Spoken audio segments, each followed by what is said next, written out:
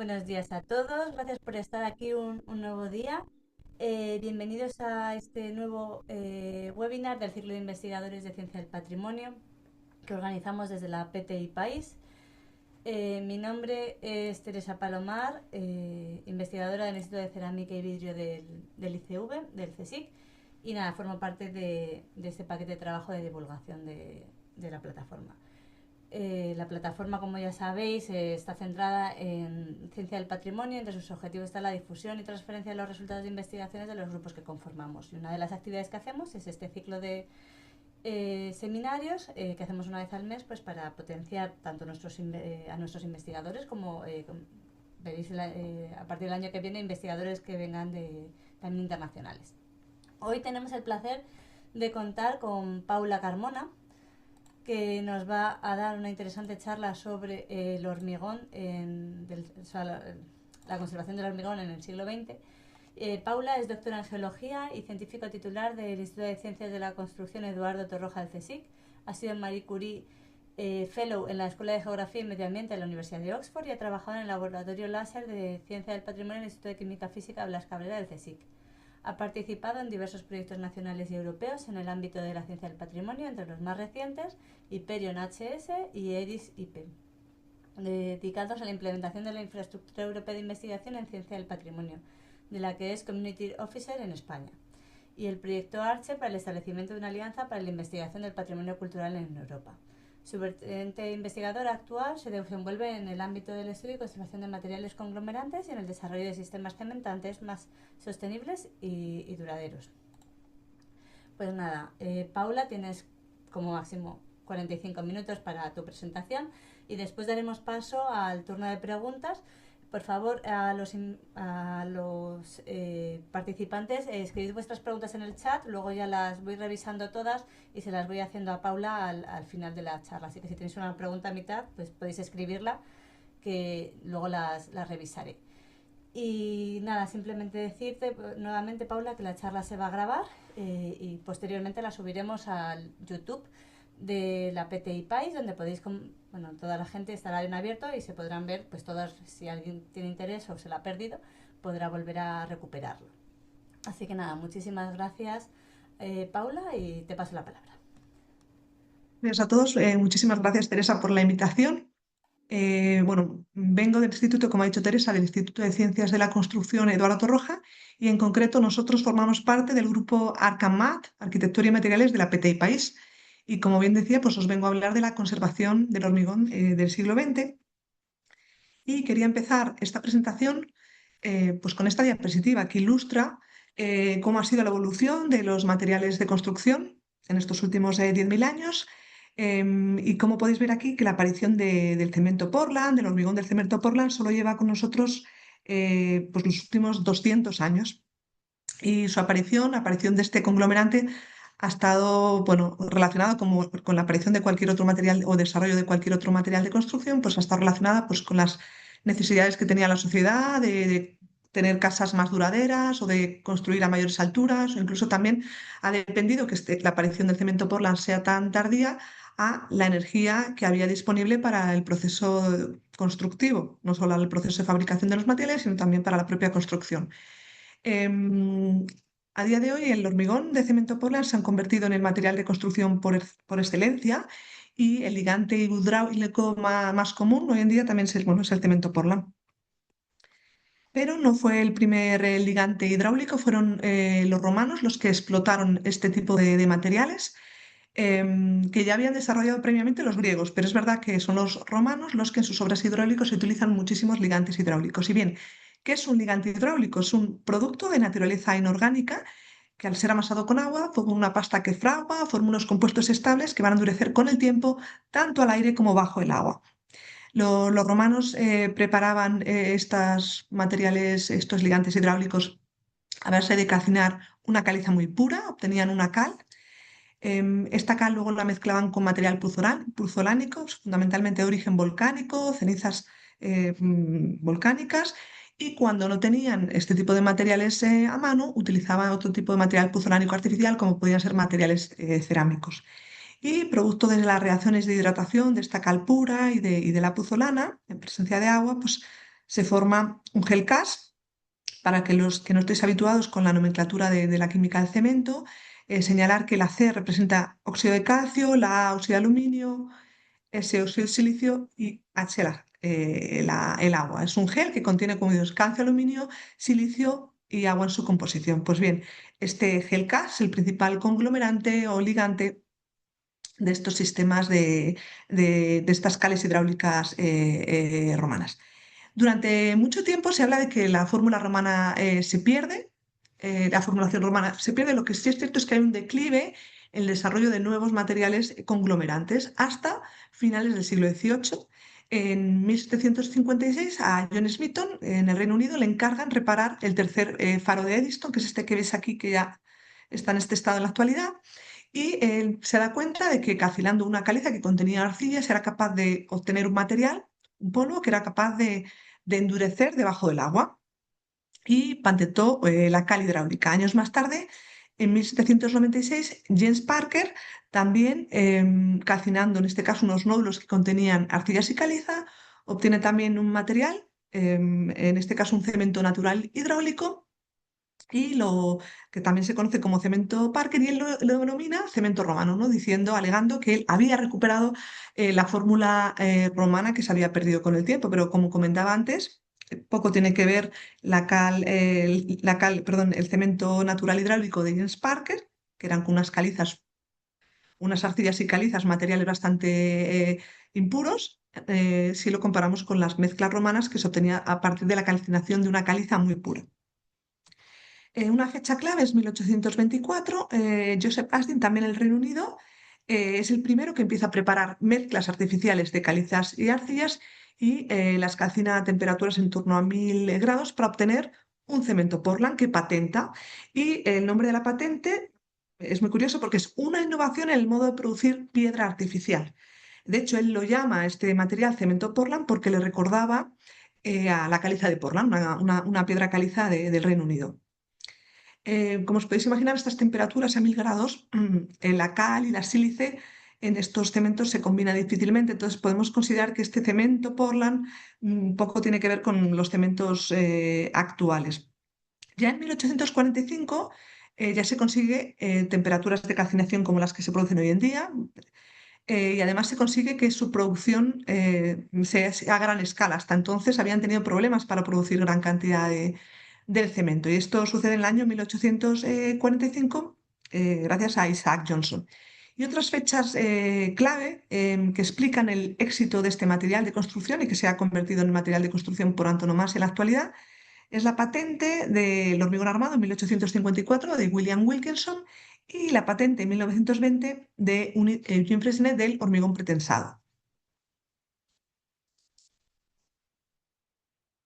Bueno, vengo a hablaros del cemento, del hormigón. Vamos a, en primer lugar, aclarar los conceptos básicos.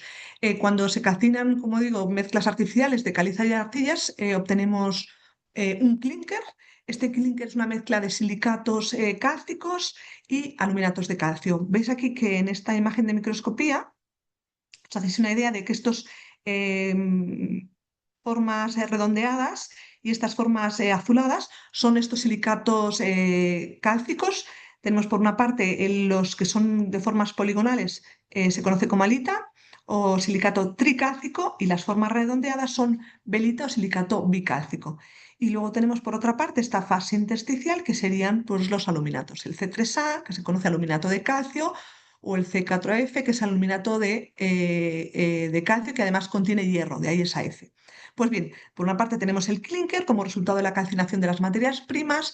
Este clinker se muele con un regulador de fraguado que es el yeso, y ya obtenemos el cemento, y también adicionalmente se puede mezclar con otro tipo, perdón, de adiciones minerales, como pueden ser calizas o puzonadas naturales, para obtener diferentes tipos de cemento. Y cuando se elabora un hormigón, vemos que es un sistema multicomponente donde tenemos en torno a un 10% de cemento Portland, porque los componentes mayoritarios, como podéis ver aquí en este diagrama, son fundamentalmente los agregados, la grava y la arena. ¿Ves aquí agua, cemento y luego estos SCMS, materiales, perdón, cementantes suplementarios, que son estos de los que hablaba antes, la caliza, puzolanas naturales y demás. Si además tenemos un hormigón armado, un hormigón pretensado, tenemos un componente adicional que es el acero. ¿Y por qué el éxito desde el hormigón? Porque es un material que tiene unas excelentes resistencias mecánicas a compresión y cuando se combina con la armadura también tiene unas elevadas resistencias a presión, porque es un material relativamente, bueno, resistente al fuego, es un material que tiene mucha plasticidad que nos va a permitir obtener formas muy variadas. Vemos aquí con este fraguado todo tipo de formas que se pueden conseguir con este material. Es un material también durable y es muy barato, porque el cemento Portland es muy barato su fabricación y porque además, no solo porque las materias primas prácticamente las podemos encontrar en cualquier parte del mundo, bueno, eso, perdón, porque las materias primas las podemos encontrar en cualquier parte del mundo, hacen que este material pues, sea de fácil fabricación. A lo largo de estos dos últimos 200 años, ¿no? Que es la patente del cemento Portland, os podéis imaginar que ha habido una evolución en la producción de estos materiales. Y esta evolución está condicionada por dos factores. Por una parte, porque se ha mejorado la producción del cemento Portland, de este ligante hidráulico, se han mejorado las temperaturas de clinkerización, tenemos mayores contenidos adelantaba antes, ¿no? De estos silicatos cálcicos, tenemos más contenido de halita. Podéis ver aquí una idea de estos dos silicatos cálcicos. Por una parte tenemos el C3S, vemos cómo ha sido la evolución a lo largo de la historia. Al aumentar las temperaturas se combina más calcio con silicio, se combinan tres moléculas de calcio con una de óxido de silicio, como podéis ver aquí. Hemos conseguido además mejoras en la molienda, tenemos materiales más finos, más reactivos que se hidratan mejor y también se han incorporado materiales cimentantes suplementarios que también van a ayudar a refinar la estructura porosa de nuestros materiales. Y otro factor clave en la evolución del hormigón es que se ha desarrollado mucho la industria de los aditivos que permiten mejorar la trabajabilidad de nuestras mezclas, reducir el contenido de agua y vamos a obtener mezclas que son cada vez menos porosas, más permeables, más resistentes en definitiva. Y también otro aspecto clave es que se ha producido una industrialización de la producción del hormigón para asegurar su calidad. Y podéis haceros aquí, bueno, en esta imagen ilustro, ¿no? Cómo ha sido la evolución de este desarrollo resistente por todas estas innovaciones que ha habido a lo largo de la historia en estos últimos 120 años. Pero, bueno, decía que la patente tiene 200 años, pero al principio el hormigón no tiene mucho éxito, porque no se considera un material noble y su uso al principio está limitado pues, a cimentaciones o si se utiliza se recubre de materiales nobles, de la piedra o de otro tipo de materiales, hasta que en los años 20 hay una serie de arquitectos muy destacados que se empiezan a interesar pues, por las propiedades plásticas de este material. Vemos aquí ejemplos de edificios de grandes arquitectos de sobra conocidos por todos, desde Mies van der Rohe, Le Corbusier, Oscar Niemeyer, Félix Candela, un español, Mero Saarinen. Bueno, vemos muchísimos ejemplos. Pero lo que explica el éxito del hormigón como material de construcción en este siglo XX es la reconstrucción de las ciudades tras la Segunda Guerra Mundial. Se convierte en el material fundamental para su reconstrucción y explica pues, el éxito que tiene en la actualidad. También ha sido utilizado o se utiliza, mejor dicho, el hormigón por grandes artistas en sus esculturas, porque en el siglo XX pues, a los artistas les gusta experimentar con nuevos materiales y el hormigón es uno nuevo para ellos. Y vemos aquí ejemplos de grandes arquitectos, desde Henry Moore, desde Jane Arp, esta obra de Jorge Oteiza, por ejemplo, que está en el Museo Reina Sofía, que está hecha en hormigón. Tenemos obras también de Joan Miró, de representantes españoles, de Picasso, de Anne Buffet o de Ángel Mateos, más recientes también en España, como representantes del mundo de la escultura. Y también se ha utilizado en restauración. Y ahí es donde le viene la mala fama que tiene el cemento Portland en la conservación del patrimonio construido. Su uso se aprueba, el uso de los morteros de cemento como material de reparación en la Carta de Atenas del año 31. Y se utiliza de manera, bueno, pues muy indiscriminada, ¿no? Como mortero de rejunte, para fijar mosaicos y también para lo que se conoce como la anastilosis, para la reconstrucción de las piezas de todos que se han perdido, ¿no? Lo cierto es que comienza a dar, bueno, ha dado muchísimos problemas, porque ya sabemos que es el hormigón o el cemento, por lo mejor dicho, morteros de cemento Portland son incompatibles con pues, los cementos materiales pétreos tradicionales o morteros tradicionales, porque es un material mucho más duro, es además menos poroso, contiene sales, acumula humedad y por todas estas razones, en el año 2000 se prohibió su uso como material de reparación en la Carta de Cracovia. Pero hoy en día ya podemos considerar que el hormigón, aunque tenga esa mala fama y no se utilice como material de conservación, ya tiene su propia entidad y es por sí un material patrimonial. De hecho, hablaba antes, ¿no? de que el interés o el desarrollo del hormigón se acelera tras la Segunda Guerra Mundial a la hora de reconstruir las ciudades, y este es el caso que os presento ahora mismo. Auguste Perret fue un pionero en el uso del hormigón armado, es el arquitecto del primer edificio de hormigón armado en el mundo, desde el año 1903 y que está en París. Pues bien, a él y a su equipo le encargan reconstruir la ciudad de Le Havre tras la Segunda Guerra Mundial y podéis ver aquí pues esta iglesia, que es bueno, muy famosa, una de sus obras más destacadas. Pues bien, todas esas obras que construyeron en Le Havre, en Francia, fueron reconocidas en el año 2005 como parte del patrimonio mundial. Fueron incluidas en la lista de la UNESCO. Y lo más importante es que se reconocía, como apunto aquí en verde, la novedosa explotación del potencial del hormigón. Auguste Perret fue maestro de grandes arquitectos como Le Corbusier, el famoso Le Corbusier, y él también explotó al máximo la forma, la textura y el color del hormigón. Y en el año 2016, 17 de sus obras entraron también a formar parte elaboradas con hormigón, entraron también a formar parte de la lista mundial de la UNESCO. Y vemos aquí que ha habido en este siglo XXI, veis aquí un montón de imágenes de sobra conocidos por todos, de edificios en hormigón que han entrado a formar parte de la lista mundial de la UNESCO. Desde la Sagrada Familia, el Centennial Hall en Cracovia, la Ópera de Sídney, el Cristo Redentor o la Casa de la Cascada. Pero a pesar de este creciente reconocimiento del valor patrimonial del hormigón, no está plenamente reconocido. Y de hecho, en el marco del proyecto europeo Innova Concrete, en el que participé, una de las tareas era dar a conocer a la sociedad el patrimonio en hormigón que hay en Europa. Y se elaboró una lista de los 100 edificios, monumentos más destacados.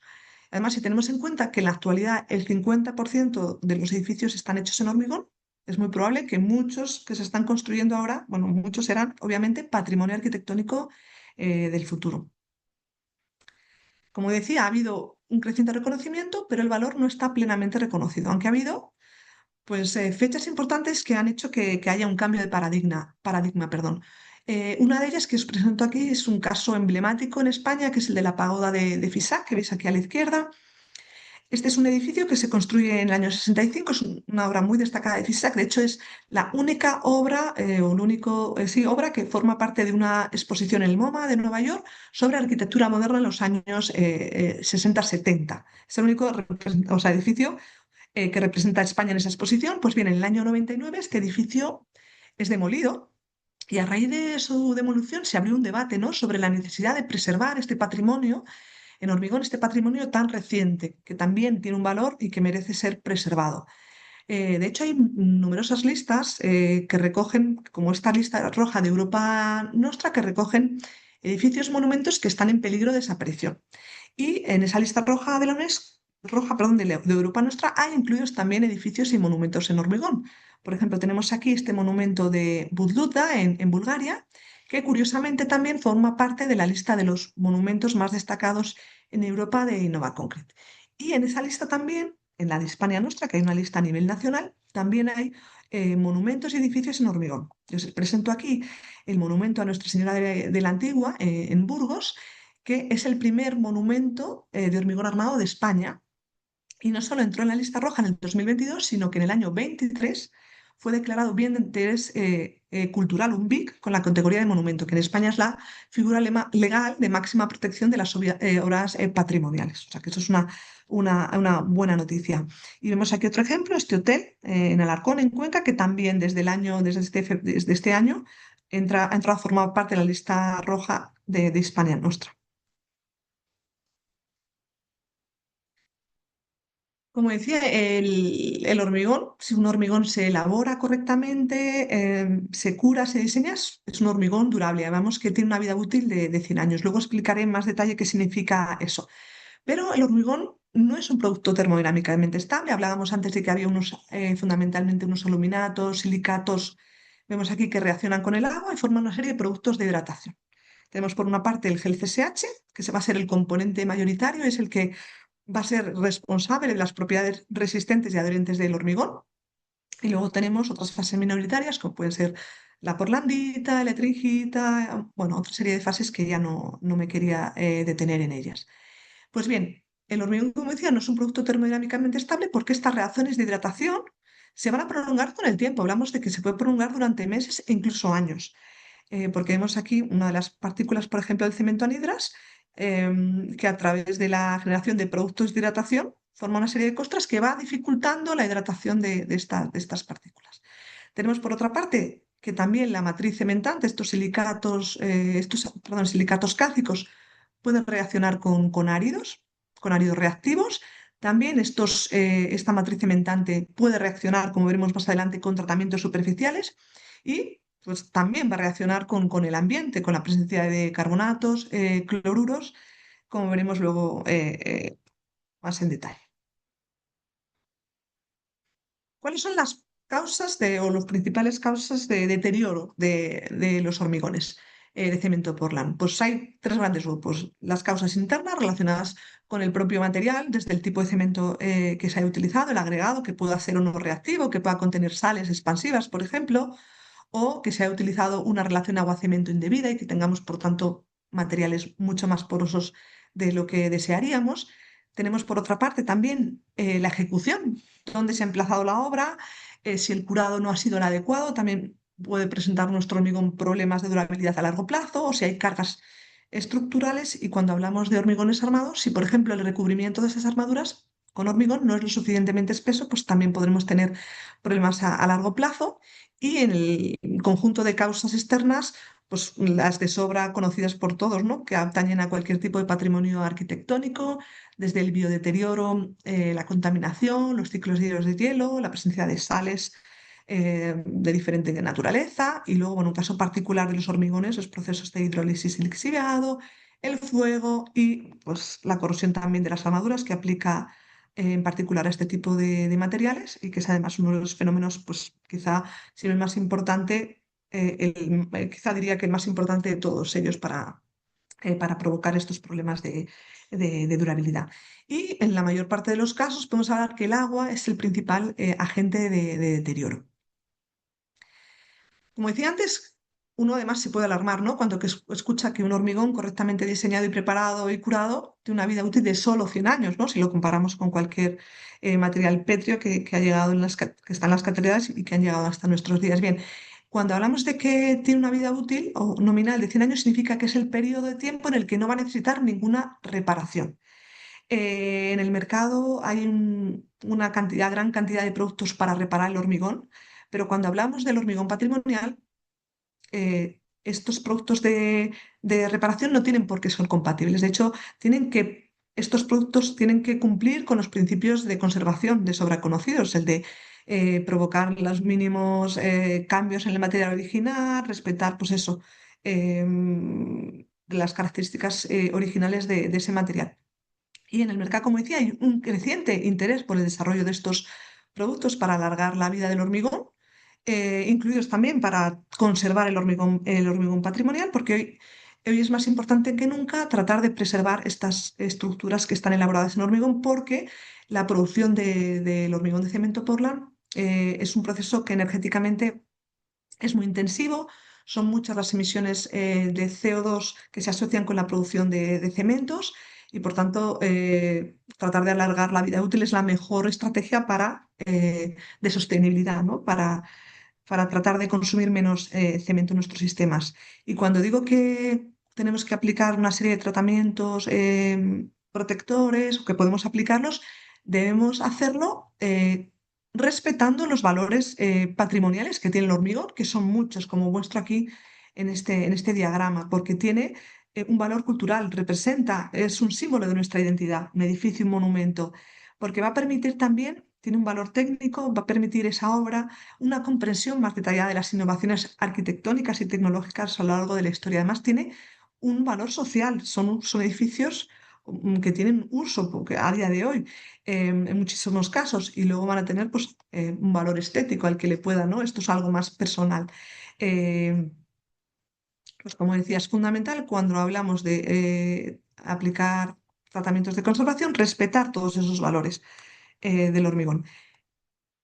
Y, como decía, va a requerir, perdón, en la conservación del hormigón el mismo enfoque meticuloso que aplicamos a cualquier tipo de material tradicionalmente asociado con el patrimonio. O sea, tiene que ser un estudio más exhaustivo que la única, o sea, que la práctica de reparación. Y vemos aquí a la derecha, muestro algunos documentos de factura muy reciente, del año 2017, de ICOMOS o del Instituto Getty del 2001, que hablan ya de principios de conservación del hormigón, de relevancia cultural. También este documento de CADI, de ICOMOS del año 21, y en ellos se establecen una serie de pasos a seguir cuando vamos a intervenir una obra. En primer lugar, debemos conocer la obra. Debemos realizar una investigación preliminar sobre la información de ese edificio, sobre el uso, los materiales que se han utilizado, técnicas constructivas, disponer de toda la información a nuestro alcance, desde dibujos, informes técnicos, conocer las condiciones ambientales y de ubicación, ver si han variado esas condiciones a lo largo de la historia del monumento, del edificio. Y también fundamental, evaluar el aspecto general, si ha habido reparaciones en el pasado, si presentan algún problema de deterioro, si ha habido tratamientos intencionados o texturas especiales intencionadas cuando se realizó la obra. A continuación es fundamental evaluar la significancia de esos valores que hablaba antes, de los diferentes valores del patrimonio. Pues bien, ¿cuáles son los valores de ese monumento edificio cuáles tenemos y cómo debemos preservarlos, mejor dicho? El siguiente paso sería evaluar las necesidades de conservación, hacer un análisis no destructivo de nuestro monumento, de nuestro edificio, realizar también aperturas exploratorias en sitios discretos para tratar de caracterizar lo mejor posible nuestro material, identificar también todos los códigos de edificación necesarios que nos van a decir hasta aquí podés llegar en esta intervención o no, nos van a poner límites a nuestra intervención. El siguiente paso sería desarrollar estrategias de conservación, pues definir primero qué es los criterios de conservación, realizar pruebas, por ejemplo, en laboratorio. Si vamos a aplicar tratamientos protectores, saber cómo van a evolucionar a largo plazo. Primero nos aseguramos en el laboratorio que van a funcionar y, en último lugar, es implementar esa estrategia de conservación. Para ello, pues tenemos que documentar muy bien el trabajo y, fundamental, a lo largo del tiempo tenemos que monitorizar y mantener ese tratamiento, esos tratamientos que hayamos podido aplicar en la obra, pues para garantizar pues, que la intervención sea un éxito. ¿Y cuáles son, perdón, los grandes retos a la hora de abordar la conservación del hormigón? Pues por una parte tenemos una amplia variedad arquitectónica, escultórica y, sobre todo en los hormigones del siglo XX, hay un gran carácter experimental en el uso de materiales. A los arquitectos, a los artistas les gustaba experimentar, entonces hacían, pues, por ejemplo, como anécdota, Chillida, por ejemplo, para cambiar la coloración de sus obras, las atacaba con ácido. Y como comentaré más adelante, el descenso del pH de los hormigones es un problema para la corrosión de las armaduras. Pero claro, en aquel entonces eso no se sabía. También porque, como decía, hay falta de tratamientos específicos en el mercado. Hay muchos productos para conservar, pero el mercado de la reparación todavía es más incipiente. Porque también otro de los retos es dar valor, poner en valor este patrimonio cultural o patrimonio, sí, cultural al público en general. Y porque además existen falta de conocimientos prácticos en la conservación. Pues hay conservadores de pintura, conservadores de escultura, pero obviamente, como al ser una disciplina tan reciente, no hay conservadores de hormigón. Cuando vamos a intervenir, sí, vamos a intervenir una obra, son cuatro grandes los tipos de acciones que podemos llevar a cabo. Desde la primera, que sería una limpieza, pues mecánica, química. Luego se podrían aplicar tratamientos superficiales de diferente tipo, utilizar parches o restituciones para bueno, para rellenar las pérdidas de material que haya podido sufrir nuestra obra o la obra de hormigón. Y en el caso del hormigón armado, hablamos también de tratar de frenar el avance de la corrosión. Pues me voy a detener brevemente en cada uno de estos apartados. En primer lugar, hablaré, perdón, de la limpieza, que los métodos son los que se utilizan habitualmente en la limpieza de cualquier tipo de patrimonio arquitectónico, de los métodos mecánicos con agua, presión o vapor, pues para eliminar las costras negras que pueda haber, las eflorescencias blancas o el crecimiento biológico. Luego tenemos también a través de la limpieza láser, con el láser de neodimio ya podemos también eliminar costras blancas. Y luego tenemos también métodos químicos de sobra conocidos por todos, desde las papetas, el uso de biocidas. Y como cosa más novedosa, también tenemos los tratamientos autolimpiantes, mejor dicho, basados en nanopartículas de titanio. Estas nanopartículas de titanio se pueden aplicar como tratamiento superficial, como decía, y también en masa. Este es el caso de esta iglesia del jubileo del año 2003. Pues bien, estas nanopartículas de titanio tienen una habilidad, y es que por efecto de la acción ultravioleta, de la luz ultravioleta, son capaces de descomponer contaminantes, descomponer bacterias y descomponer en definitiva suciedad en la superficie de los materiales. Y además tienen un segundo efecto, que es el efecto que se conoce como hidrofilicidad fotoinducida, que por efecto de esta radiación ultravioleta se forma una película de agua en la zona de contacto entre la superficie tratada y el contaminante, que hace que esta partícula de contaminación pueda resbalar y pueda no se adhiera a la superficie por esa presencia de agua, esa película de agua en la zona de contacto. Lo cierto es que estos tratamientos tienen una limitada eficiencia hasta la fecha. Cuando se aplican, vemos aquí un ejemplo, cuando se aplica en masa, vemos el resultado de esta obra tras 15 años, porque, como decía, el cemento es un producto que, lo decía antes, un producto que está reaccionando a lo largo del tiempo y se forman productos de hidratación. Y esos productos de hidratación, si van recubriendo las partículas de nanopartículas de titanio, las van a hacer pues, ineficientes al efecto de la radiación ultravioleta. Y también sucede que cuando los aplicamos estos tratamientos superficiales, perdón, aplicamos las nanopartículas en forma de tratamiento superficial, también tienen problemas de adherencia. Y por efecto de la lluvia, del viento, pues son arrastrados de la superficie.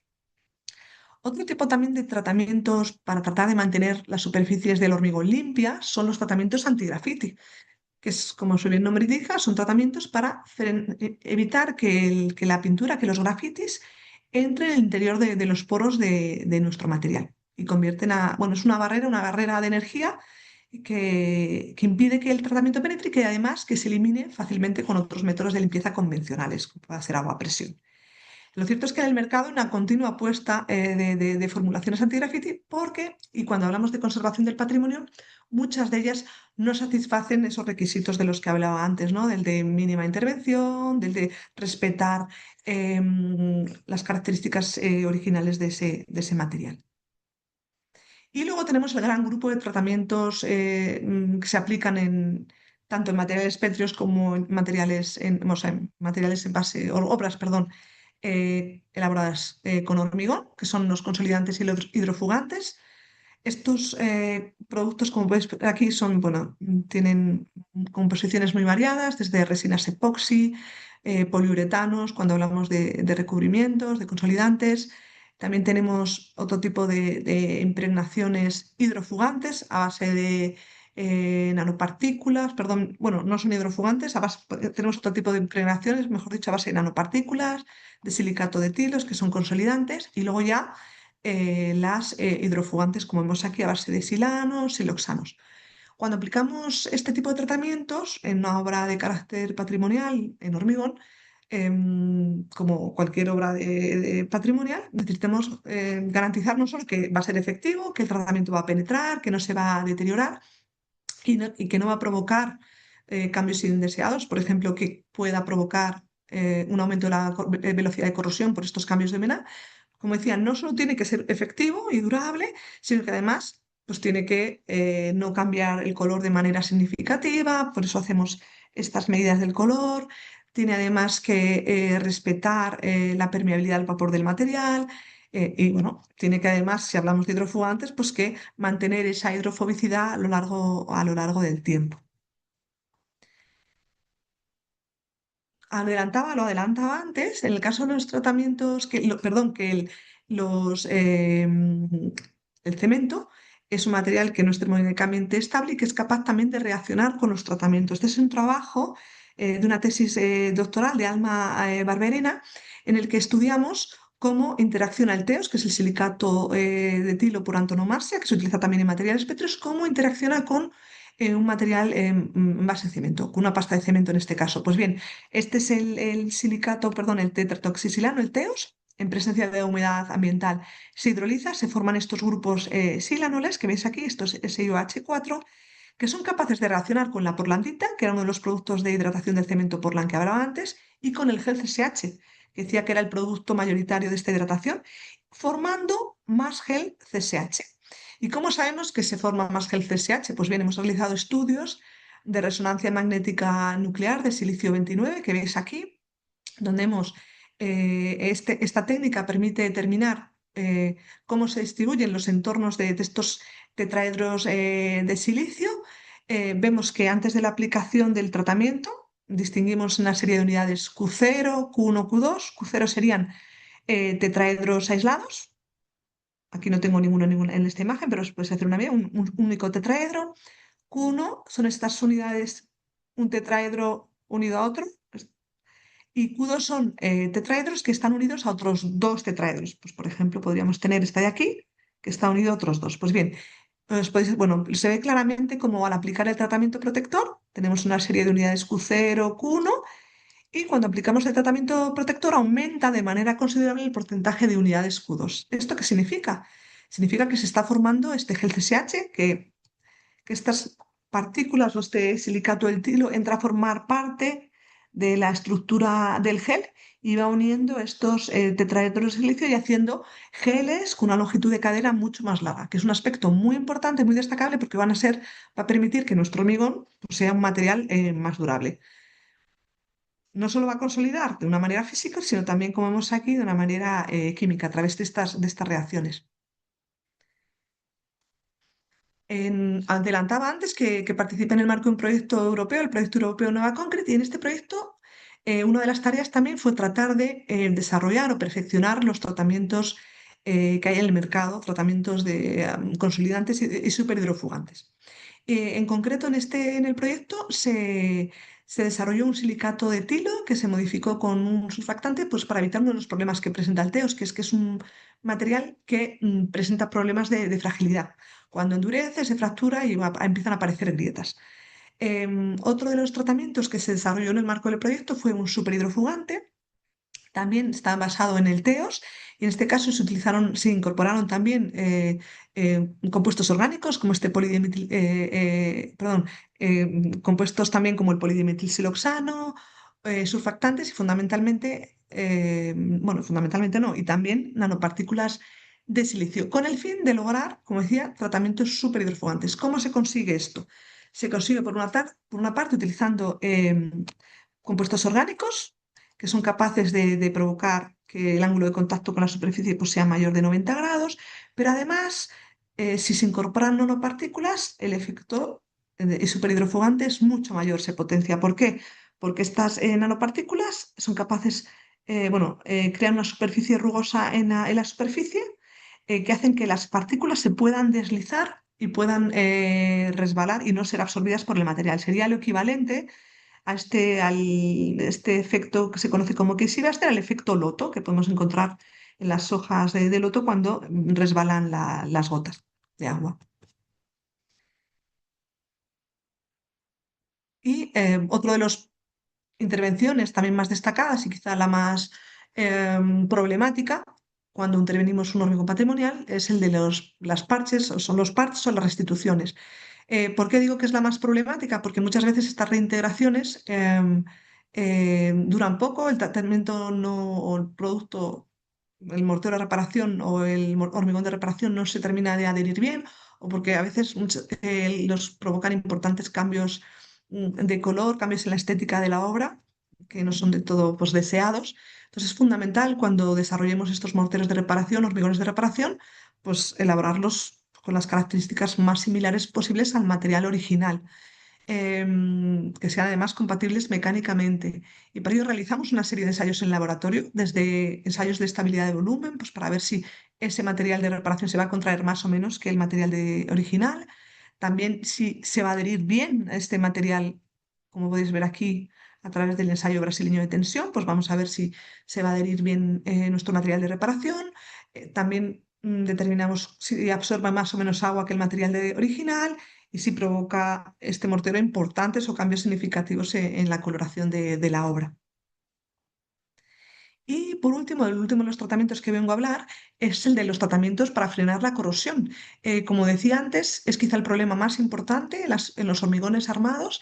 Las armaduras en un hormigón están protegidas por el pH básico de la matriz cementante, es un pH entre 12,5 y 13,5. ¿Qué sucede si ese pH desciende por efecto de la carbonatación, por el ingreso de cloruros, que se inicia la corrosión de las armaduras? Entonces tenemos una serie de métodos pues, para impedir o frenar ese avance. Por una parte tenemos métodos electroquímicos que consisten en aplicar un campo eléctrico de tal forma que los iones cloruros que estén en la armadura pues se muevan hacia un electrodo que esté externo y iones alcalinos que están en este electrodo externo migren hacia el hormigón, hacia la armadura, elevando así el pH. Tenemos también otros procedimientos como arenar, quitar todos los productos de la corrosión de las armaduras, aplicar pinturas galvánicas, por ejemplo, tratar de aumentar el espesor del recubrimiento, por ejemplo, en esos parches o restituciones, eh, utilizar tratamientos superficiales de los que hablaba antes, pues para tratar de modificar la distribución de la humedad. Y por último tenemos un grupo particular que es el de los inhibidores de la corrosión, como pueden ser a base de aminas o, o alcanolaminas, que son capaces de penetrar en el interior de la matriz y inhibir ese proceso, el avance de esa corrosión. Em, corrosión. No sé si me escucháis porque me hace el mensaje de que mi conexión Sí, sí, sin problema. tiene problemas.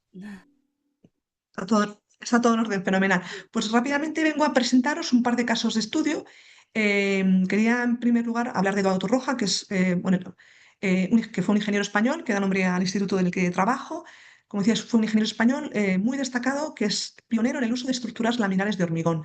Y muestro aquí imágenes de sus grandes obras, y quizá la más conocida por todos sea esta cubierta del hipódromo de Zarzuela, que es un bien, el hipódromo de Zarzuela, bien de interés cultural con la categoría de monumento desde el año 2009. Pues bien, ya os adelantaba antes, bueno, Eduardo Torroja dirigió a un grupo de ingenieros y arquitectos bueno, lideró la construcción de nuestra sede actual. Es un edificio muy singular que ha sido reconocido por el Colegio de Arquitectos de Madrid con la placa de bronce, que también ha sido conocido por la Fundación Documomo. No sé si alguno habéis estado aquí, a los que no, os invito a que vengáis porque se hacen visitas de manera periódica para bueno, ver la obra de Torroja y de sus discípulos. Y como decía, es un edificio muy singular porque está construido con elementos prefabricados de hormigón, que en aquella época fue un importante avance en la construcción, en el mundo de la construcción, y además, pues para romper con esa monotonía de la prefabricación, pues bueno, hay diferentes elementos singulares pues para romper esa monotonía. Podéis ver aquí el depósito de agua, este famoso decaedro, que es el símbolo de nuestro instituto. Tenéis aquí también el depósito de agua. Este es el comedor y esta sería su cubierta. Y luego también hay estructuras laminares. Esta que veis aquí, que la conocemos familiarmente como la trompa del elefante. Pues bien, en el marco del proyecto europeo Innova Concrete, quisimos ver cómo, dada la singularidad de nuestro edificio, quisimos saber cómo se encontraba el estado de conservación del hormigón en diferentes elementos. Y en primer lugar muestro aquí ejemplos, ¿no? Este sería la pérgola del aparcamiento, la pérgola de los 7, y ves aquí que hicimos un mapa de daños porque vimos que presentaba problemas, pues vemos aquí en las puntas grietas, biocolonización, también problemas de corrosión, vemos aquí la armadura. Y vemos que el valor estético de la estructura estaba comprometido.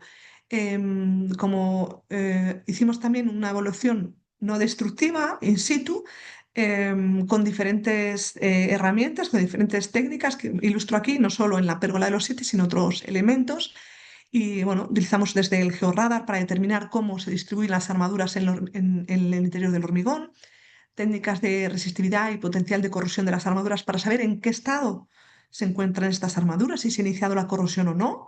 Determinamos también cómo se distribuye la humedad, los distintos elementos, si había pérdidas de calor, también si la coloración, la rugosidad. Veis aquí una serie de ensayos. También terminamos la absorción de agua, la dureza superficial, como ves aquí con este martillo de Smith, la adherencia de los materiales también, y realizamos también análisis mineralógicos en los distintos elementos del instituto. Y también, como decía, hicimos análisis en laboratorio. Pudimos tomar muestras y muestro aquí algunos resultados que me parecen curiosos. Como veis aquí, muestro aquí las especificaciones de diseño. Se estableció que en el caso de la pérgola de los siete, el hormigón tenía que tener una resistencia a compresión de 17 megapascales. A día de hoy tiene 30 y es un aspecto positivo porque el Eurocódigo establece las condiciones para construir en la actualidad. Viene a decirnos que si esta pérgola se construye en la actualidad, debería tener esos 30 megapascales y los tiene. También otro aspecto importante, por ejemplo, es el refuerzo, el espesor del recubrimiento de la armadura. Cuando se diseñó, tenía que tener esa armadura estar cubierta por unos 30 milímetros de hormigón. Como hemos visto en las imágenes de antes, aunque brevemente, la armadura está corroída, se ve directamente en la superficie, porque tuvieron problemas para vibrar esa estructura tan grande y no consiguieron alcanzar los espesores que tenían diseñados, ¿no? Que habían diseñado. De hecho, nosotros hemos medido espesores entre 10 y 25. De construirse hoy en día, esta estructura debería tener un espesor del hormigón recubriendo esta armadura de 35 milímetros. Incluso con el diseño en su momento, pues no cumpliría con el eurocódigo actual, pero en general podemos decir que el hormigón, o este hormigón, pues tenía un buen estado y presentaba pues, un bajo riesgo de corrosión. Pero aún así habíamos visto que había esos problemas de biocolonización, de esa presencia de grietas, y decidimos utilizar o valorar la aplicación de una serie de tratamientos protectores que se diseñaron en el marco del proyecto. Desde un hidrofugante, superhidrofugante, de los que hablaba antes, hasta micromorteros o inhibidores de la corrosión. Pues vengo a presentaros brevemente, porque estoy viendo el tiempo y me estoy alargando, pues cómo aplicamos estos tratamientos, en concreto el consolidante y el superhidrofugante de los que hablé antes, y pues determinamos al cabo del tiempo cómo absorbe el agua. En el caso de, por ejemplo, el superhidrofugante, que veis, que se denomina UKTPS, si el agua que absorbía inicialmente era del 33%, cuando aplicamos el tratamiento, el descenso del agua absorbida fue del 90%. También realizamos medidas de color y vimos que ambos tratamientos, pues cambios de color eran invisibles o aceptables, nos rondaban cambios de calor entre 2 y 5. También fuimos capaces de determinar cómo se adherían esos materiales al hormigón. Hicimos pruebas de adhesión y en ambos casos, a diferentes tiempos, vemos que el tratamiento permanece. Son estudios a 9 meses, y ha habido luego, la idea es continuar a posteriori con estos análisis. También utilizamos inhibidores de la corrosión. Habíamos visto que había corrosión de manera puntual y conseguimos, con diferentes tipos de tratamientos, disminuir también la velocidad de corrosión. Y por último vengo a hablar de la obra de otro estudio en el que hemos intervenido, que es una obra de Chillida, de esta serie escultórica de homenaje a Jorge Guillén, que está Habla elaborada mucho con... rapidito, que es menos 10. Vale, Podríamos sí, hacer ya las termino. preguntas. Vale, pues termino aquí ya brevemente. Pues intervenimos esta obra que está hecha en hormigón.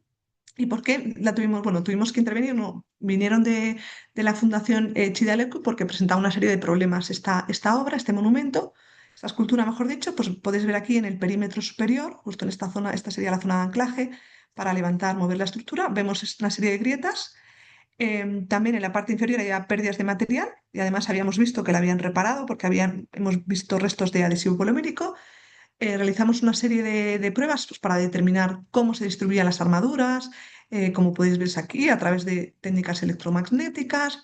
Determinamos también, pudimos tomar muestras para determinar la composición del hormigón, y como cosa curiosa, no es un hormigón de cemento porla, es un hormigón de aluminato de calcio. Hablaba antes de la época de experimentación en materiales de construcción, esta época. Y por último también, bueno, realizamos medidas de cloruros, tanto en las muestras que tomamos en la superficie como en la parte más baja, y pudimos observar que únicamente en la parte baja, que ves aquí en naranja, había cloruros, una importante concentración de cloruros. Y por último, ya termino aquí, realizamos también estudios de medidas de corrosión. Y llegamos a la conclusión de que en la parte superior, donde había más grietas, donde estaba esta grieta alrededor del perímetro, no había ningún riesgo de corrosión, aunque había más armaduras, que en la parte más baja, donde sí que habíamos visto que se había producido esa pérdida de material y se había, bueno, corroído parte de la armadura, como podéis ver aquí por estos colores rojos. ¿Y cuál fue la conclusión, ya para aquí terminar, del origen de estos problemas que aparecían en la obra? Pues bien, las grietas que aparecen en la superficie son resultado del esfuerzo mecánico al mover la obra, al levantar la obra, a trasladarla, y la pérdida de material en la parte inferior sí que estaba relacionada con problemas de corrosión asociado a cloruros, cloruros que habían migrado del suelo por ascenso capilar y que habían atacado, alcanzado las armaduras. Por tanto, pues lo que se propuso fue trasladar la obra, evitar que esté en contacto directo con el suelo, pues para evitar ese ascenso de agua capilar. Y ahora sí, ya termino con este resumen, ¿no? Que el número de estructuras de hormigón en el siglo XX, de importancia histórica y cultural, que requieren conservación, es cada vez mayor, y son, por tanto, imprescindibles estrategias adecuadas para su preservación, cumpliendo con los requisitos de sobra conocidos para la conservación de cualquier bien del patrimonio cultural. Y esto es todo. Muchísimas gracias y perdón por si me he alargado un pelín. No pasa nada, Paula, son cosas que pasan, vamos, que luego como al empezar como empiezo yo con el discurso, te presento y tal, digo, bueno, siempre doy un poco más de tiempo. Muchísimas gracias, de verdad, muy interesante y muy amplio, me ha resultado muy interesante por eso, porque no te has centrado en una cosa, sino que has dado toda la, vamos, una visión muy completa del estudio del hormigón. Simplemente para los participantes asistentes, por favor, id dejando vuestras preguntas, comentarios en el chat y yo voy a empezar con una pregunta muy larga, Paula, que dice Marta Gay Down, debe ser portuguesa porque tiene 16. Soy doctoranda en conservación de esculturas de cemento. Varias esculturas de hormigón armado que forman parte de mi investigación, construidas en el siglo XXI, en torno al año 2010, contienen un aditivo hidrófugo para el hormigón de Sica mezclado en la lechada de cemento cuando se construyeron. En las fichas de productos se indica que aumentan la resistencia mecánica y reducen la red de capilares. Es que me sale una cosa aquí. Vale, verdad. En menos de un 10%. Sin embargo, no parecen seguir reduciendo la absorción y penetración del agua. ¿Cuál es su sugerencia para su conservación? Pregunta muy difícil, así de directamente De abordar. primeras. De primeras, no. Tienen problemas, ¿no? Por lo que veo de problemas, se aplicaron en masa y, Parece. digo, por si he entendido bien la pregunta, y tienen problemas en la actualidad de conservación. Em, el problema como decía antes, ¿no? Hablaba antes de los tratamientos autolimpiantes. Uno de los problemas es la hidratación continua de estas matrices cementantes, de tal forma que los productos de hidratación van a rodear nuestro hidrofugante, nuestro, como decía antes, autolimpiante, y van a inhibir ese efecto para el que se aplicó inicialmente. De hecho, nosotros uno de los trabajos que me gusta que que me haya hecho esa pregunta, hemos estudiado cómo interaccionan de manera individual los diferentes componentes o los productos de la hidratación del cemento em, con tratamientos hidrofugantes o consolidantes. Y vemos que hay de todo, desde producirse más gel, otros directamente que se descomponen por la interacción.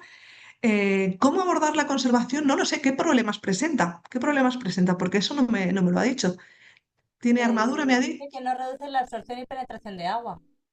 Claro, que para cuando se aplicaron en su momento, primero, ¿en qué concentración? Eso es importante, en la concentración en la que se aplicó. No sé. Pues si Marta, ¿puedes especificarlo? A ver, Sí, sigo. También te hacía otra pregunta. ¿Cómo puedo claro. sugerir una periodicidad de mantenimiento o reaplicación de los tratamientos inhibidores de la corrosión o impermeabilizantes cuando la mayoría de las fichas de producto no indican su durabilidad tras su aplicación? Claro, al final eso es una parte que comentaba antes. Es fundamental los estudios en laboratorio antes de intervenir una obra o para garantizar su durabilidad. Es cierto que luego contamos con estos ensayos de envejecimiento acelerado que nos van a poder permitir en un plazo de tiempo relativamente corto saber cómo va a funcionar ese tratamiento, aunque es cierto que no siempre van a representar las condiciones de exposición reales de la obra. Pero lo que se puede hacer es probar en una zona discreta para ver cómo va a ser la evolución de ese material. Pero yo creo que es fundamental los trabajos de laboratorio previos. No sé si con Ya me eso ha he contestado, contestado. dice que no le dijeron la concentración. Claro, importante saber la concentración de qué año es, también cuándo año. 2010. En 2010 se aplica y ya no es efectivo. Sí, Habría que analizar, porque se ha, 2012 específico. 2012, pues una de las cosas que puede haber pasado es que nosotros lo hemos visto de manera individual, es que se haya podido descomponer ese producto por la interacción con los productos de la hidratación de cemento. Habría que analizar la composición. Sería difícil determinar si tenemos algo de, no sé de qué consolidante, era un consolidante, ¿no? Hidrofugante. ¿De qué Sí, tipo? un aditivo hidrófugo de Sika. Claro, aditivo hidrófugo no mostraba antes que hay muchas composiciones. Entonces habría que ver, lo ideal sería en el laboratorio saber qué aditivo es y en el laboratorio estudiar la estabilidad de los mismos, saber qué es lo que le ha podido pasar a esa obra in situ. Pero así es muy difícil que yo pueda, así sin datos, Bueno, de todas formas, Marta, contestar. cuando Pero subamos tiene mi... pone que dice mezcla de sales alcalinas con compuestos complejos. Yo creo que esto es una pregunta muy específica. Yo creo que casi, si queréis seguir avanzando, a lo mejor podéis escribirla directamente a ella y Sí, ya para eso he preguntas dejado tan específico. el email. Eh, te pregunta, vuelve a repetir lo de cada cuánto puede reaplicar los tratamientos. Pero Los tratamientos al final es la ficha de producto. Los tratamientos vienen y bueno, uno va a la obra y si ve que aquello no funciona, tendría que a lo mejor reaplicar, ¿no? Si es, por ejemplo, un hidrofugante ha perdido, pero es la ficha de producto es la que decide, porque cuando sacan los productos al mercado, ellos han hecho también sus pruebas de durabilidad en el laboratorio y demás. Aunque es cierto que a veces, bueno, luego la durabilidad, como decía, los ensayos en laboratorio no necesariamente reproducen las condiciones que nos vamos a encontrar en la obra. O sea que no es cada X, no, lo que diga el producto y si no funciona, pues habrá que a través de esas técnicas que la antes no destructivas, de determinar la absorción de agua, determinar pues, si hay cambios que nos obligarían, nos recomendarían pues, aplicar esos tratamientos o no. sí. Bueno, eso al final es como en todas las obras expuestas al medio ambiente, ¿no? Es como los barnices de las maderas y todo esto que al final es un poco en función de las Sí, condiciones. No es lo mismo tenerlo mm, aquí que allí que... Vale. efectivamente, sí. Eh, Emilio José Silvestre Talaverano te dice muy interesante, muchas gracias. Y Alma Barberena, enhorabuena Paula, muy claro y muy interesante, gracias. Muchas gracias. Si alguien tiene algún comentario de Duigu, Ersen te dice también muchas gracias Paula, ha sido muy enriquecedor. Muchas gracias a Si alguien todos. más tiene alguna pregunta, Inés García acaba de aplaudir. Luz Gómez Villalba te dice, hola Paula, muchas gracias por tu excelente presentación. Te escribe Luz Gómez Villalba del Instituto de Geociencias. Te comento, el uso de nanotitanio, bueno, de óxido de titanio como fotocatalítico con propiedades para autolimpieza ha sido demostrado ser altamente tóxico para el cuerpo humano y los seres vivos. Hoy en día está siendo reevaluado. Puedes consultar un artículo que publiqué respecto a la nanotoxicidad de los nanomateriales en conservación de patrimonio. Y creo que voy a poner el link, pero se lo he debido cortar. Muchas gracias, Luz, por ese dato. Sí, Sí, es sí. verdad que es en materiales de construcción, ¿no? Habéis visto el ejemplo, se ha aplicado ese caso en el 2003, si no me equivoco, en masa, sí que se ha aplicado. Y yo lo he aplicado también, ¿eh? Yo lo he aplicado como tratamiento superficial hace pues, 10 años de eso también lo he aplicado. O sea que bueno saberlo, esos problemas de toxicidad. Sí, es que luego estas son cosas que cambian Sí, que enseguida. se descubre luego así a Sí, largo a plazo, pero posteriori y te quedas salpicado. Bueno, pues si no le escribes tú a Luz y le preguntas el este, porque creo que sí. la dejo dada la referencia. Pues nada más, pues no hay ninguna conferencia más, como es la una, no hay ninguna pregunta más, ningún comentario, como es la una, yo creo que vamos a ir cortando. Simplemente, muchísimas gracias Paula, ha sido muy interesante, ya te lo he dicho antes, pero vamos que sigo recalcando. Muchas gracias, Teresa, y muchas gracias a todos los miembros de la PTI y a todos los que habéis Sí. asistido a la charla. Gracias a todos. Vale, simplemente avisar de que el próximo día, ¿os lo estáis viendo? es que se me ha... ¿no? Ah. De que el próximo día vamos a tener a Miguel Ángel Respaldiza con una presentación sobre física nuclear aplicada a la ciencia del patrimonio cultural. Esto será ya en enero. Y nada más, simplemente... ay, Creo que estoy compartiendo, no sé si no se ve. es que no sé, se me ha montado todo ahora de repente. Pero bueno, que simplemente era dejar de compartir, vale. Simplemente era hacer eso. Bueno, en el chat hay varias. Marina te dice muchas gracias, Paula. Ruth también enhorabuena, Paula, ha sido muy interesante. Clara Parra, muchas gracias. Y Lucía también. Muchas gracias. María Dolores dice súper interesante. Gracias a todos. Pues nada, muchísimas gracias a todos y bueno, felices fiestas, que ya casi llegan. Están aquí a la vuelta de la esquina. Pues nada, un abrazo. Hasta luego. Un Gracias. abrazo, felices fiestas, chao.